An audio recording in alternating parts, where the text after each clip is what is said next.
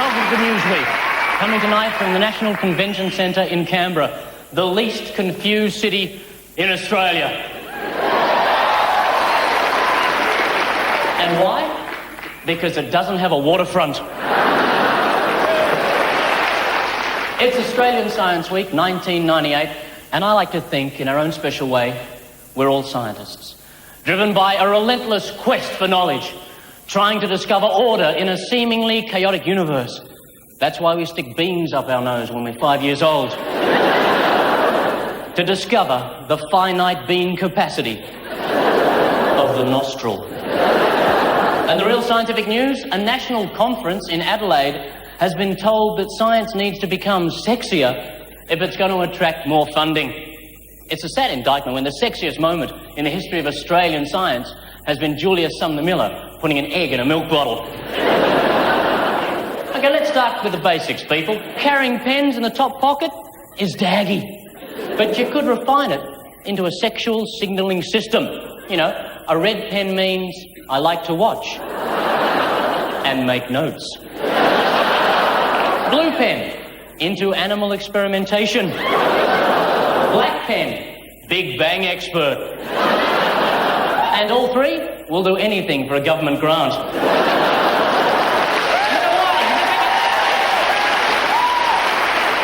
In a first for Australian medical science this week, a robot being controlled by a surgeon 8 kilometres away assisted in an operation to remove a woman's gallbladder. There was only one slight hitch in this week's operation. The monitor the telesurgeon was working from was on the wrong channel, and the robot accidentally removed Kerry Ann Kennelly's kidney in front of a live studio audience. TV programmers are hoping operations will appeal to young viewers. Televised abdominal surgery already has a name: Teletubbies.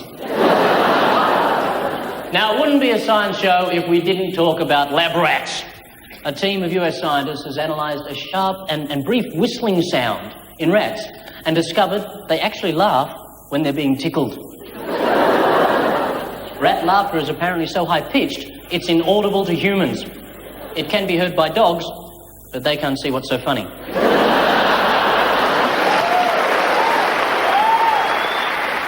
This discovery means we can now test jokes on rats to see if they're safe for human beings. Yes, ladies and gentlemen, the whole Logies tragedy could well have been averted.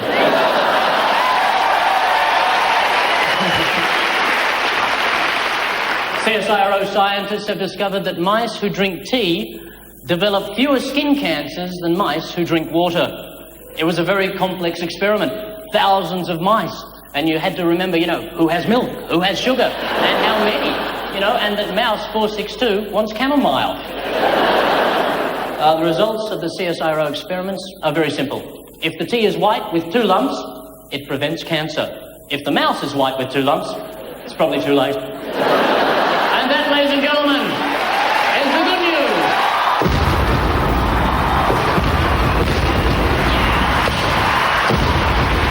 Beautiful. It's good news week.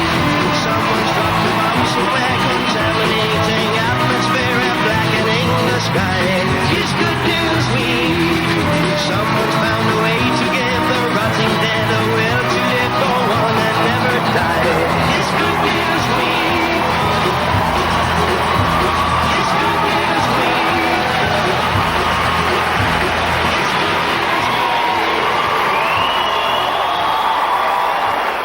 Good evening. Tonight, burning the Bunsen at both ends, BA History, Class 3 driver's licence, Julie McCrossan. BSc Physics, PhD Communications, LUV Carburetors, Sue Sofflemyer. And BA Honours, Pure Mathematics, MA Supermodel Studies Incomplete, Adam Spencer. Playing Igor to their Dr. Frankenstein, he's a broadcaster and writer, but you know him better as that stranger you warn your children about, Mikey Robbins.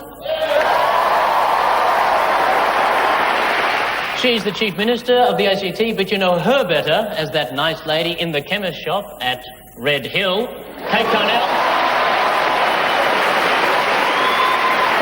And he's a mammalogist and best-selling author, but you know him better as that man who takes in stray possums and gives them a home in his underpants, Tim Flannery.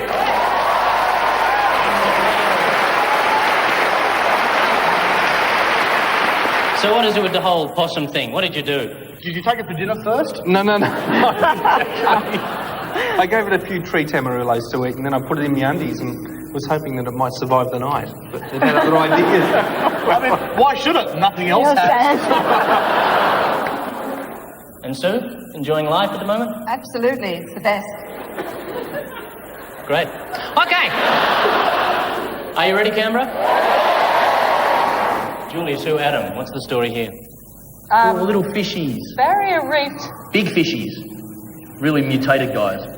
Sick coral. It all depends on your perspective. I mean, for some people, the fact that the coral's going white at Barrier Reef is an environmental disaster. For others, it's a marketing opportunity. And I like to think in the 21st century, if we're going to survive an environment of privatisation, we look at white coral, we don't worry about the environmental impact of rising water heat or whatever, we just think get in a paint company and market it. What people have to realise is that coral normally comes in a range of colours, blue, red, yellow, purple, green, and most of us look at that and go, that's the beauty of nature. John Howard looks at that and goes, that's inefficiency. He gets Peter Reith on the phone. Peter Reith rings the Barrier Reef, close friend of his, and says, look, just pick one colour and settle on it by the end of the week, or I've got some Japanese coral mate that's willing to come here and do the job. Make your mind up. We have actually got a scientist on the panel. Sue, what do you reckon's happening to the coral? Why would it be going white? This is a hard question. I don't think it's fair to throw it on me. Let's Typical scientist. Yep. Let's guess temperature? Absolutely. The evils of global warming are killing our Barrier Reef. You are right, 5 points.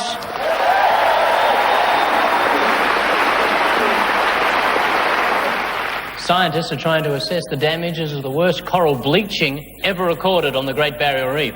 Due to the hottest Australian summer on record, large sections of the Barrier Reef have been permanently damaged. This has prompted Jeff Kennett to offer to hold the reef in Victoria next year.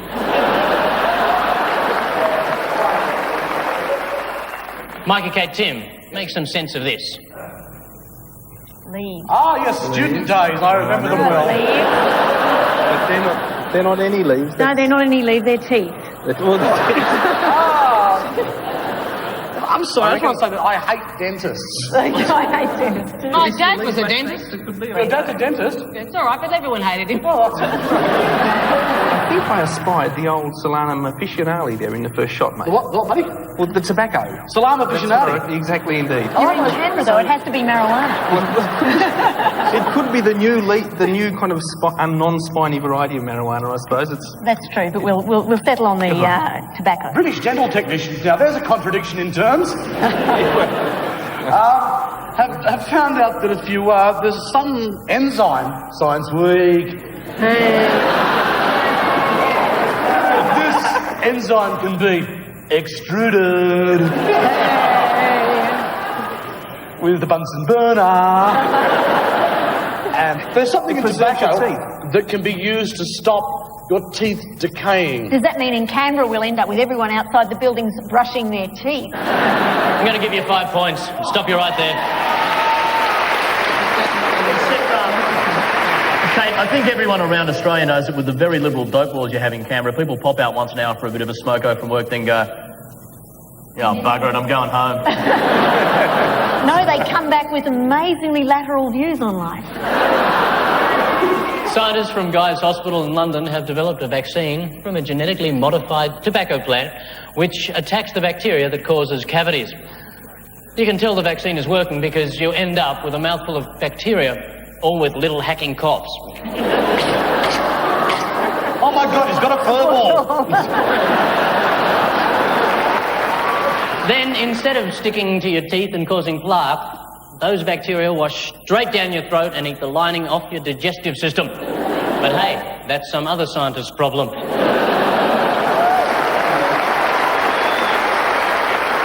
Time for the strange but true parade. McCrossan, Sofflemyer and Spencer's clues are a 6-volt battery, A crowbar. In the wrong hands, that could be very dangerous. These are the right And hands.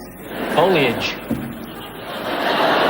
So this would count as only one plant, yeah, Kate? Hypothetically. And Robbins, Carnell and Flannery have clothing, Grubby clothing. blubber. Look, by the way, I want that back too. The props are... Can I just say, Kate, it was so sweet that you dressed to match the prop. That is so thoughtful. And our last clue is bacteria. A rather malodorous object, actually. I think it's a kebab of some kind. But it's not from the ACT. No, it's from out of town, definitely. So, okay, a kebab from somewhere else with bacteria. One of those other evil states that don't have dope and porn.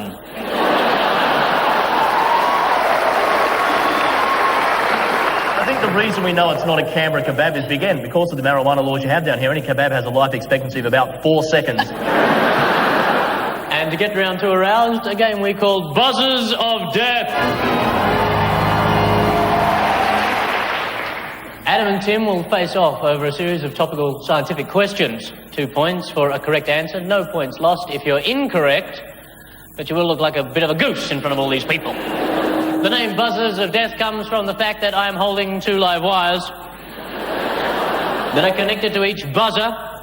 When Adam and Tim buzz in, well, you get the idea. Please wait until the question has been completed before you answer. And now let's check your buzzers before the start. Adam? Oh, that's the buzzer of death. I tell you what, if you're at home, send the kids to bed. This could get pretty hairy. Tim, you want to press your buzzer of death? Okay, you do whatever you want.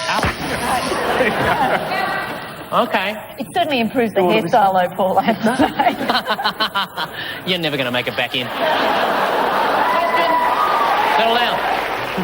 I don't know why I agreed to this, but if I push them together, we all die. That's fun.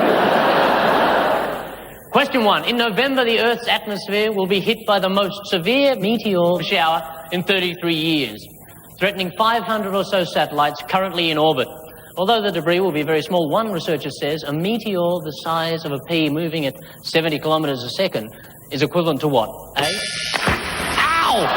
Ow! Ow! Yeah, good. You see, wait till the end. Wait till the end. Did I say that? Canberra, did I say wait till the end? But Paul, it's a competition. They have to beat each other. How can they wait till the end? Because it's multiple choice. There's one. Get your hand away from the buzzer. A piano dropped from a 3-story building. B, a 357 Magnum or worse. Or C, a white-hot bowling ball.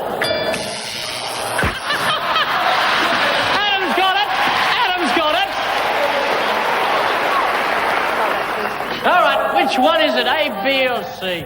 It's B, a bullet from a 357 Magnum or worse. Let's just see if Adam's right.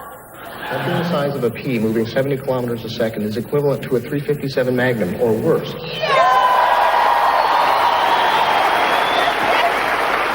Question 2. Space Shuttle Columbia returned to Earth this week with its menagerie of nearly 2,000 animals. Half the rats on board died unexpectedly in orbit. Some were dissected, but one rat definitely made it back alive. Why? Not yet. A crew member became so attached to it he couldn't bring himself to kill it. B, it has a cage booked on Shuttle Discovery in July. Or C, it got put behind an OPU, oxygen purification unit, and won't come out. Now! Whoa! God almighty! It's definitely A. The crew member became so attached to it because there was nothing else living in the shuttle that... Okay, let's see if Tim's right.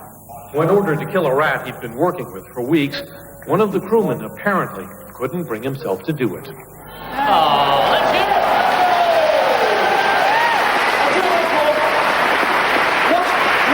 Watching that video reminded me There is nothing so funny as a small rodent creature attached to electrical wire.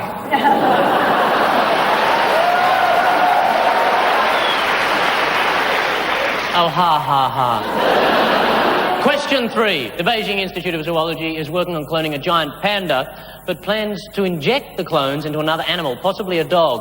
Why? A. Chromosomal similarities between pandas and canines.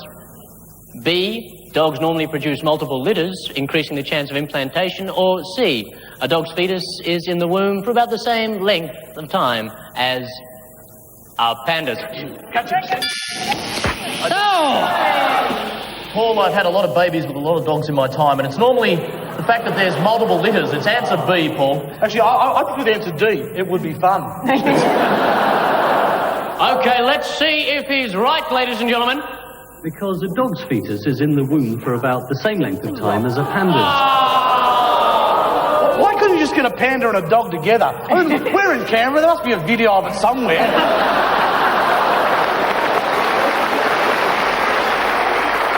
Question 4. US company Kistler Aerospace is developing a reusable launch vehicle for communications satellites.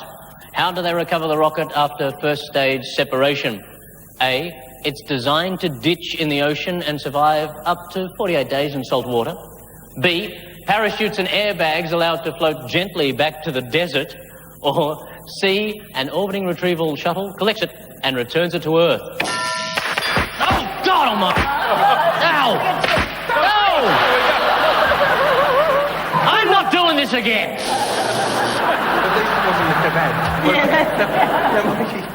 Tim. It's got to be the parachutes and airbags and other kind of people that appear on the show. Allow it to float gently back to Earth in the desert. Is Tim right? Parachutes and airbags allow the reusable rocket to float back to Earth less than 2 kilometres from where it was launched. Let's hear it! And at the end of that round, Adam got 2 points. Tim Flannery, 4 points.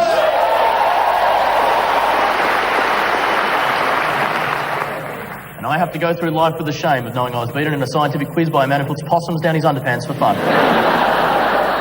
Kistler Aerospace and the Australian government have signed a deal to launch the reusable rockets from Woomera in the South Australian desert. They decided to reuse old rockets when the new recycled rockets made out of cardboard and PET bottles kept bursting into flame on re-entry. The company chose Woomera because they needed a lot of nowhere to be in the middle of. And even if the rocket does go off course, it'll only hit Adelaide, so...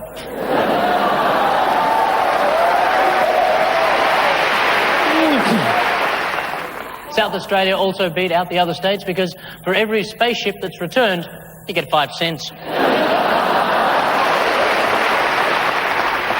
In the mood for a little scientific bad street theatre, people, yes? Okay, Sue and Kate will present a vibrant visual version of a recent news story. Their teammates must decipher it as quickly as they can. Sue, you ready for a topic? Hey. Okay. Okay. That's your topic? Thank you, Paul. Yeah, not as funny now. Are you serious? Yeah, you'll be able to do that, won't you? Okay. Okay. Thank you, sir. Ready? Good luck, Adam. This is quite hard. Your time begins now. Okay. Come here, little furry creature, and be my friend. Free Willy the sequel. Whales. Dolphin? One dolphin. Dolphins are learning to communicate? No, they're not. Frustrated. Looking at dolphin. Oh, yep, dolphin. Oh, yep, sponge. Dolphins are bludging and using our taxpayer dollars. That's right. Yep. There are these dolphins who won't do the washing up, but there are dolphins in Western Australia who are wearing sponges on their noses.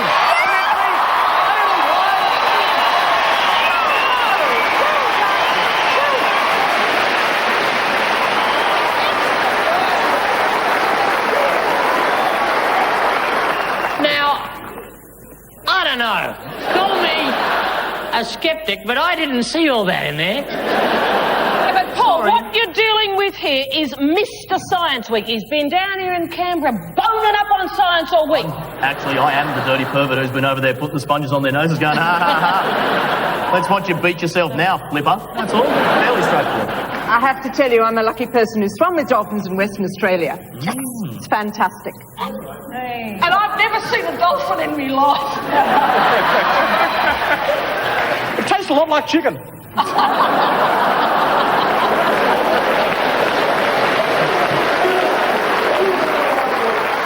Experts have indeed discovered dolphins wearing sponges on their nose off the Western Australian coast, but are actually baffled by the habit. I think it's just another example of a symbiotic relationship. The sponge-nosed dolphin is there for those times when the bottle-nosed dolphin tips over.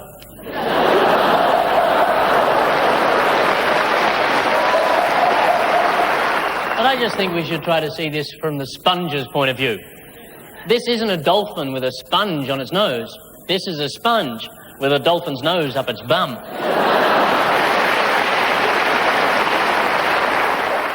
Ready to face your public, Kate? No, but I'll do it anyway. Oh, come on. Home of porn, dope and mine. Now we have a topic for you, if I can just get the box out. You're looking lonely, mate. Oh dear. Here we go. Oh, you're not serious. Let me see. Keep a hand with the big words, mate. You are serious? Yeah. You'll be fine. On television? Are you happy with that? Do you want us to do another one? No, it's all right. It's all right. sure? We'll give it a go. Your time begins now. Right. Now I'll be quiet because it's unusual for me. Here we go. What? A tent. Asia, China. What is spraying in a tent?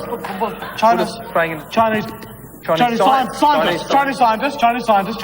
yes. That knows a total bill of 8 million.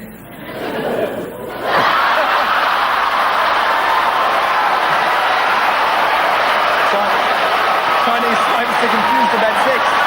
Chinese scientists have very large genitals. Hang on.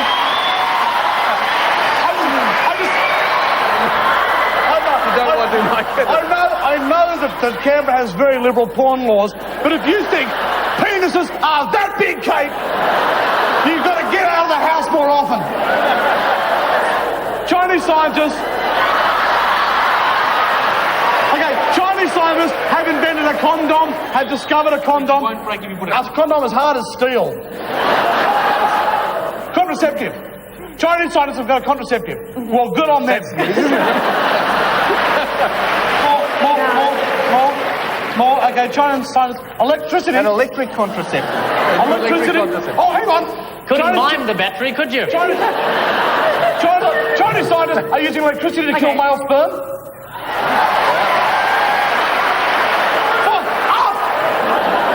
Chinese scientists have developed it's a battery thing.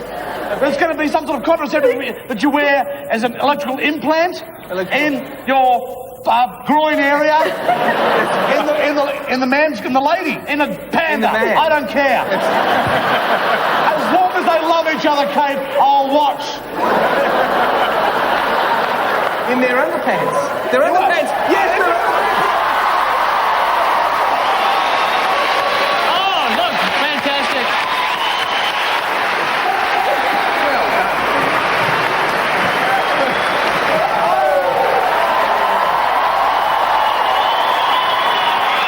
You might have gained a few more voters than you lost tonight. 3 points, let's hear it for Kate. Remember about 20 minutes ago we were talking about Chinese scientists? Well, they're hailing a new device which is attached to the underpants and kills off sperm with an electronic pulse as a breakthrough in contraception. Now, if a girl asks if you have protection, she's just making sure you're earthed. The only question I have is if your battery goes flat, exactly where do you attach the jumper leads?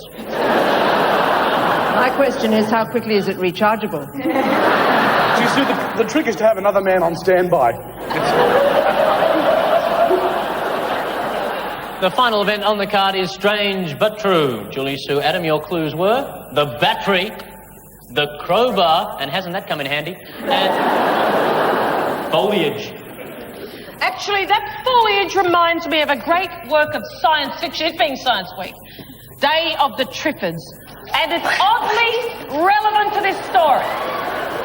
My understanding is that in Britain, a fiendish new system of home security has been developed, where instead of the fiendish dog or the recorded sound of a dog barking, they simply put triffid-like pot plants all around when large scientists... The plants have the crowbar, and as you... Yes? No, the robbers, Sue. Robbers have the crowbar. Robbers have the crowbar. This is called, if you carry one of these, it's called... What is it? Is there any police officers in the room?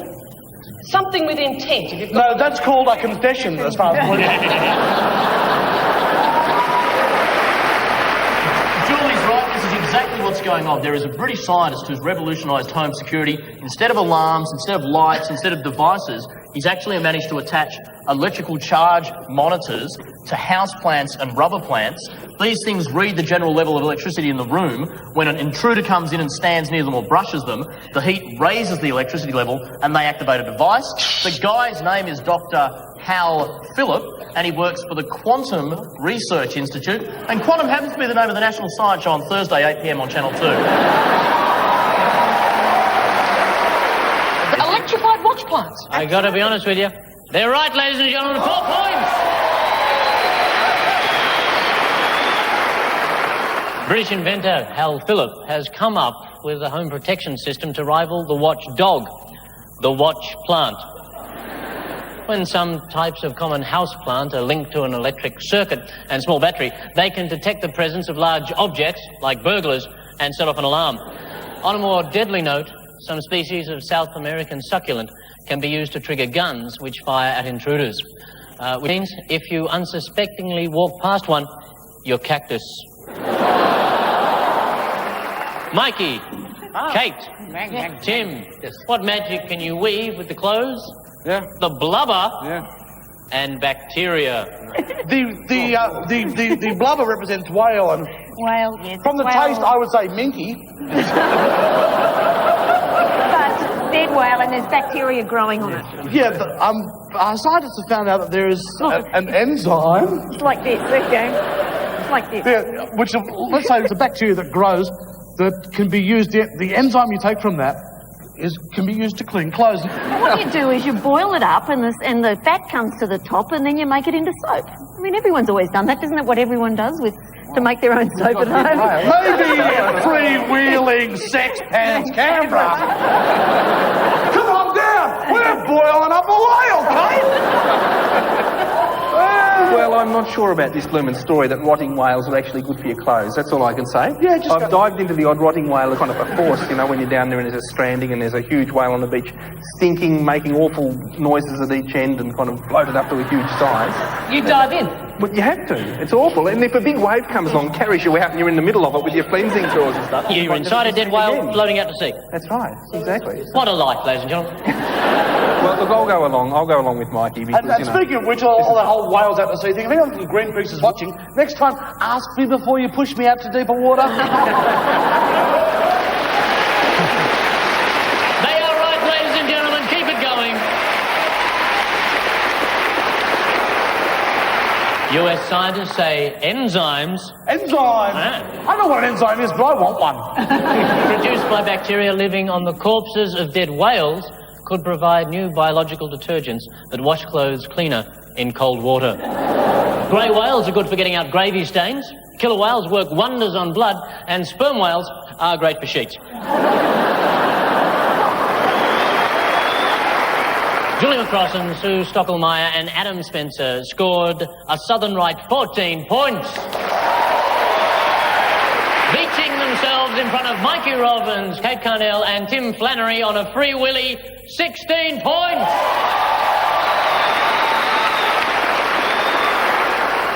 So we say it's your sharp tosh and leave you with the good news that the disastrous coral bleaching on the Great Barrier Reef has made scientists very worried, but Queensland Police very happy. If the coral is dying, there's nothing for tourists to go and look at. So tour operators will start abandoning Americans on land, which makes it much easier to find the bodies. Good night.